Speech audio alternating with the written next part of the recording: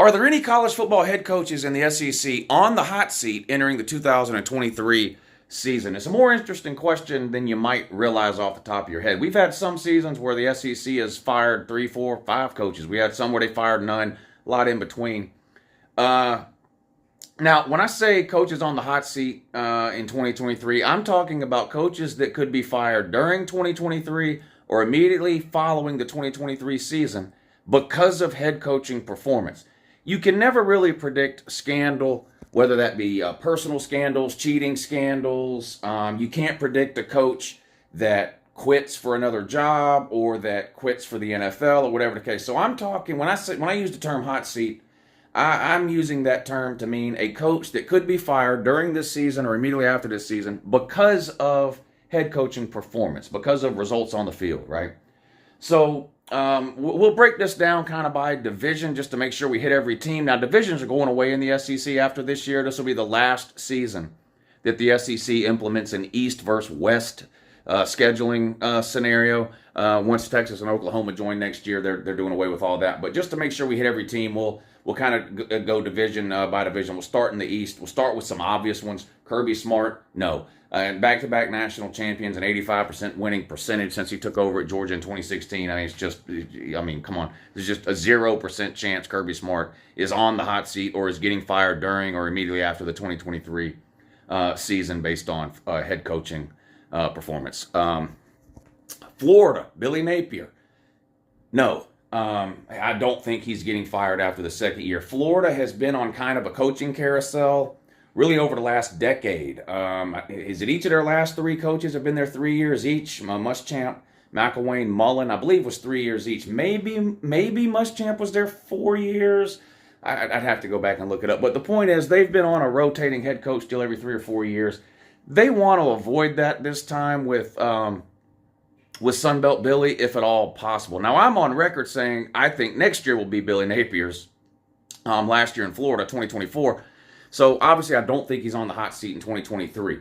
With that being said, and you can apply this to almost any coach with the exception of maybe Kirby Smart and Nick Saban, if anybody in the SEC were to go 1-11 or 2-10, then immediately their chances of getting fired climb pretty close to 100%.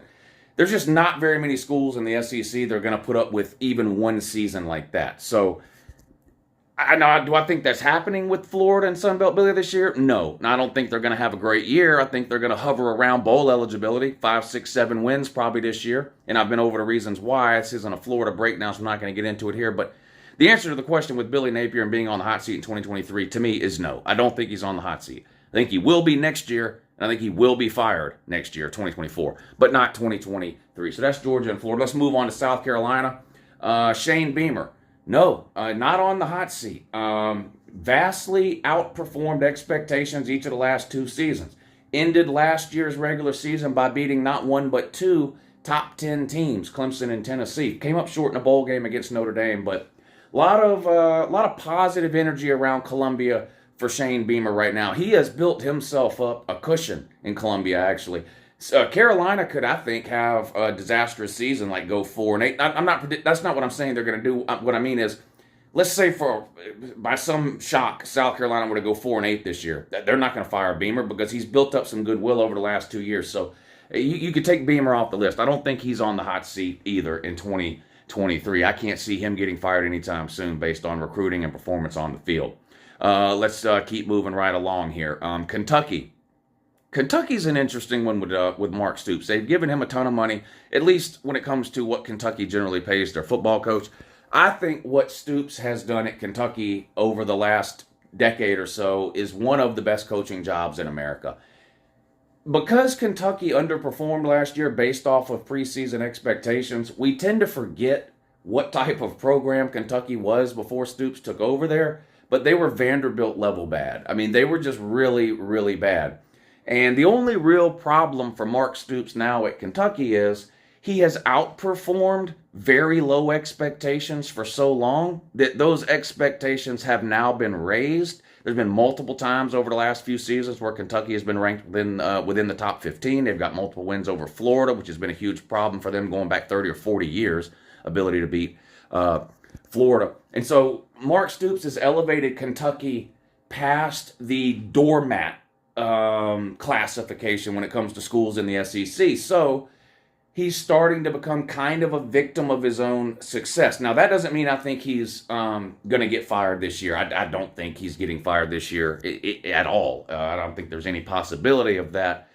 But I do think the way people talk about Mark Stoops is going to start to change, not because he has become a worse coach than he was the last couple of years, but when you're projected and people are thinking you're going to be winning 5 and 6 games a year, and you win 7, 8 or more for 3, 4 years in a row, what happens? Well, people stop thinking you're going to win 5 or 6 games. They start thinking, well, we're going to win 9 or 10.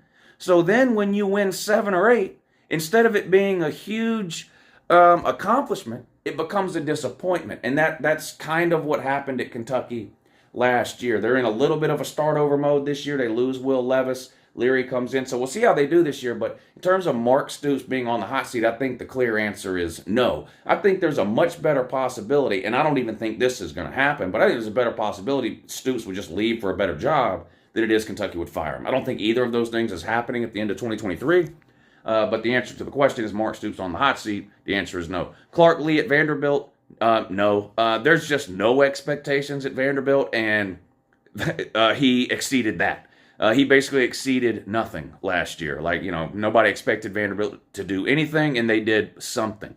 They won like 3 of their first 5 games or something like that. I do think Vanderbilt's at the point where maybe bowl eligibility should be a minimum expectation. I mean, Clark Lee's going into his 3rd year. He's had some success there. Beat Florida last year, like I said. Started out winning 3 of their first 5 or something like that.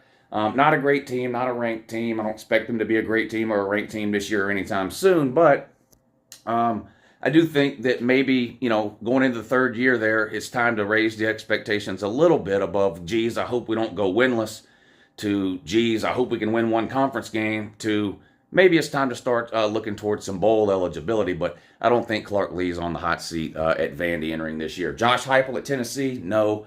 The best year last year that Tennessee has had, probably since their 98 season where they won the national title. They had a good year or so under Butch Jones, at least record-wise. I know it disintegrated at the end, and it ended up being a disappointing season. But, you won like 9 games, I think, with Butch Jones. You go back to sort of the end of the Philip Fulmer run, the last 5 or 6 years. I believe they won the division in 2006. Was it 2006 or 2007, something like that, the last time they won the division. But so Josh Heupel, now entering his 3rd year at Tennessee. Again, like Beamer at South Carolina, a coach that has outperformed expectations each of his first 2 years, Heupel has. So, no, Josh Heupel is not on the hot seat. It appears as though Tennessee has gotten out of the rut that Florida currently finds itself in. Tennessee went through a span of basically 12 years where they replaced a coach every 3 years. I mean, Lane Kiffin, Derek Dooley, Butch Jones, Jeremy Pruitt, now Josh Heupel, but it appears as though they may actually have a head coach who's at least somewhat competent now. Florida, I think, right now is where Tennessee was 5 or 6 years ago. I don't think they have found the answer at coach yet, but Tennessee, at least for right now, Josh Heupel's nowhere near being on any type of hot seat, so the answer there, clearly no. That takes us to Missouri.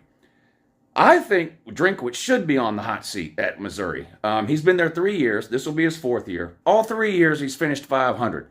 So because it's Missouri, you look at that and you go, well, he's avoided a disastrous season of like 3-10 or 3-8 or 3-9, 4-8, whatever. But you just can't tread water at 500 every year, not in the SEC. And Missouri might be a little bit of a laughingstock, but they have won the division twice since being in the SEC. Now, it was a decade ago, seems like 9, 10 years ago, whatever it was. But you just can't go 500 over and over and over and over and over. Here's the deal with college football and head coaching. You're either moving ahead or you're following behind. There is no treading water in the world of college football. And it feels like Drinkwitz needs to take another step forward. If I was in charge at Missouri, I would look for serious improvement out of Missouri this year, or else I would be having some serious conversations with head coach Eli Drinkwitz. So while I do think Eli Drinkwitz should be on the hot seat, I would still put it at under a 50% chance that he gets fired this year. Either because Missouri shows some improvement, maybe goes 7-5, something like that, or Missouri just continues to show us that maybe they just don't care enough, as much about football as some of the other teams in the SEC. But I think Drinkwitz is the closest in the SEC East to being on the hot seat. And I could be convinced if someone wanted to do it that he actually is on the hot seat. So that's it for the East. Let's bounce on over to the West. Now, we got a couple of new head coaches in the West. You got one at Auburn, Hugh Freeze. You got one at Mississippi State, Arnett. Those are 2 first-year head coaches. No first-year head coaches on the hot seat.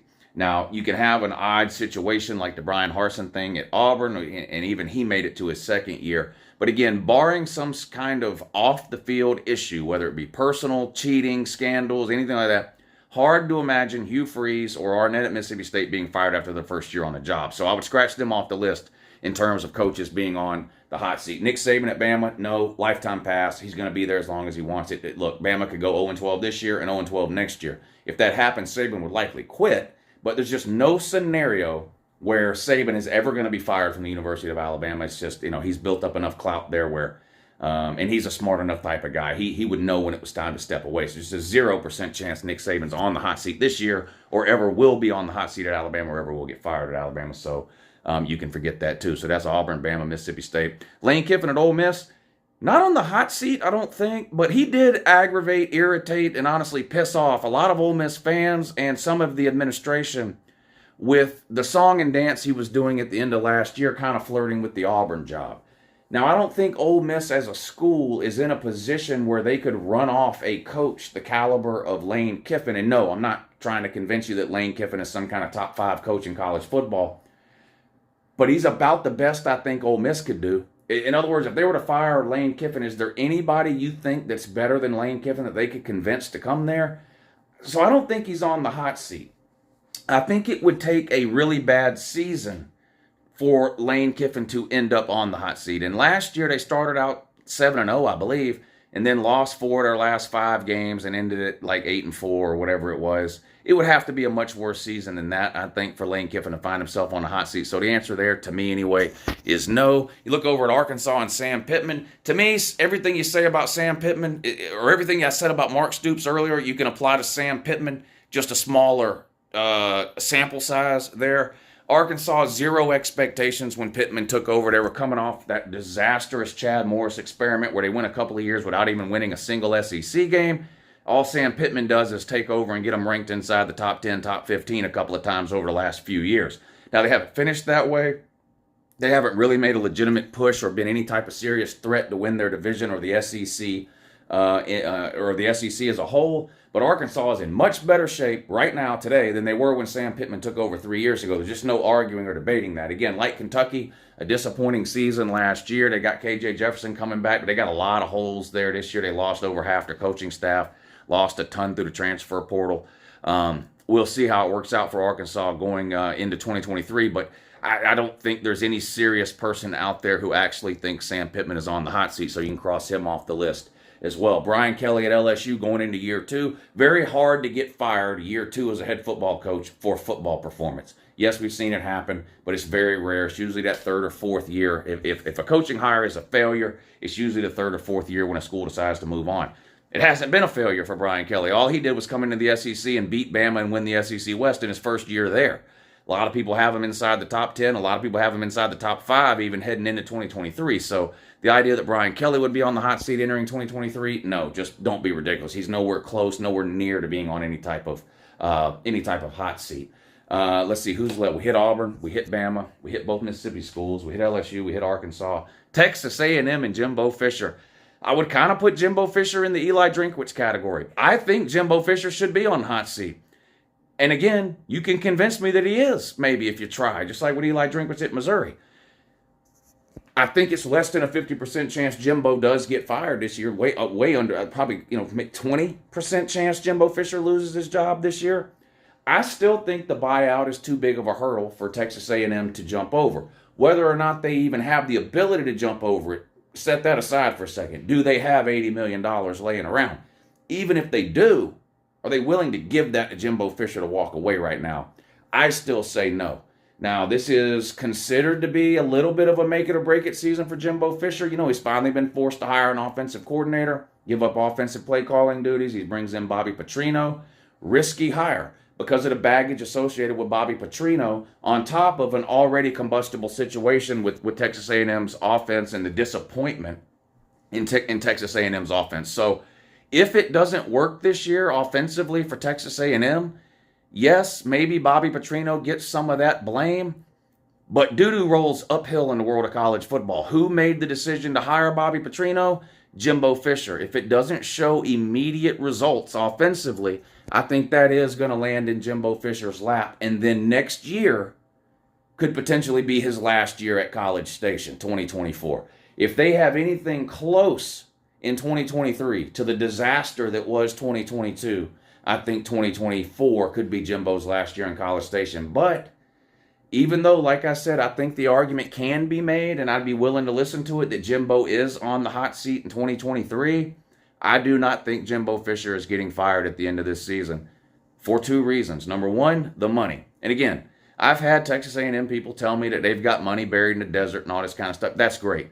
Having $80 million and giving $80 million away is not the same thing. Maybe they've got $80 million sitting around, which I don't even know about that. Maybe they've got that kind of money sitting around. I doubt the willingness to shell that out to Jimbo Fisher to go away. I just doubt it.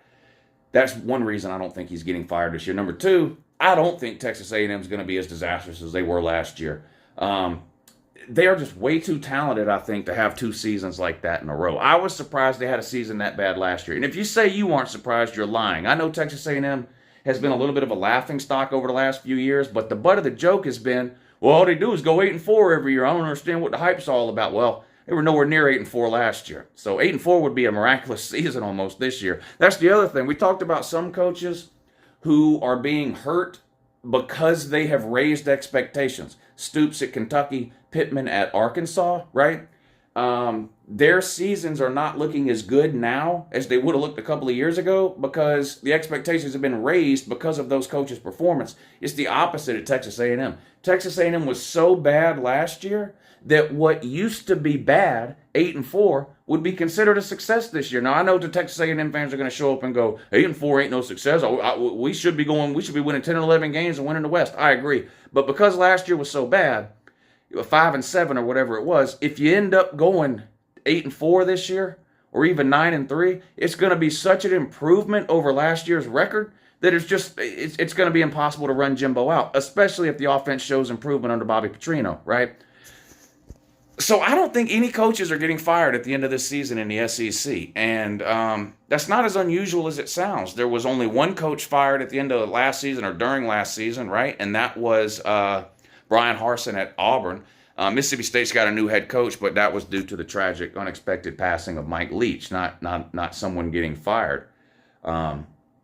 So I don't know. I tend to think that the head coaches in the SEC right now are going to be the head coaches at those schools in 2024 as well. Let me know if you disagree down below.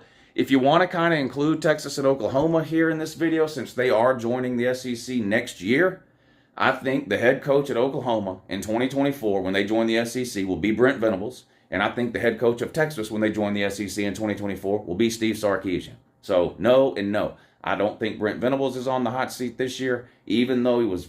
Look, there is really nothing to point to last year at Oklahoma to say, wow, I like what Brent Venables is doing. It was a complete failure. However, I don't think Oklahoma is going to be willing to make another head coaching change the year they enter the SEC. I just don't see that happening. I think Venables will be the guy. I think Oklahoma is going to be a lot better this year anyway, but I think Venables will be the head coach of Oklahoma next year when they enter the SEC. I think Sarkisian will be the head coach at Texas next year when they enter the SEC. Small caveat on Steve Sarkisian. I don't know if I'm mentally challenged or not. Well, I do know I am mentally challenged. I have this sneaking suspicion that Sarkisian is an NFL guy. Now, that doesn't mean I think he's leaving Texas after this year to go to the NFL, but I think there's a better chance eventually at some point down the road that he does leave to go to the NFL versus Texas firing him. Anyway, there you go. I don't think we're going to see any coaches get fired in the SEC this season. Let me know down below if you think I'm wrong. Also, specifically about Texas A&M, if you're somebody that thinks Texas A&M does have the $80 or $70 million to pay Jimbo Fisher, and that they would pay it to him if they decided they wanted to fire Jimbo, what record in your mind, would Texas A&M have to have this year for that not to happen? In other words, if the boosters and the administration have already decided, okay, this is the buyout, 70, $80 million, whatever it is, we have the money. We're going to fire Jimbo Fisher unless his record is at least what? What do you think? What's the sort of Mendoza line for Texas A&M this year? What record would Jimbo Fisher have to have this year? If you're one of the people that thinks he is on the hot seat and could get fired, what record would he have to have in order for Texas A&M to keep him? Now, I think they are keeping him. I don't think he's getting fired, but I'm just curious what y'all think. Anyway, let me know down below. SEC head coach is on the hot seat. None.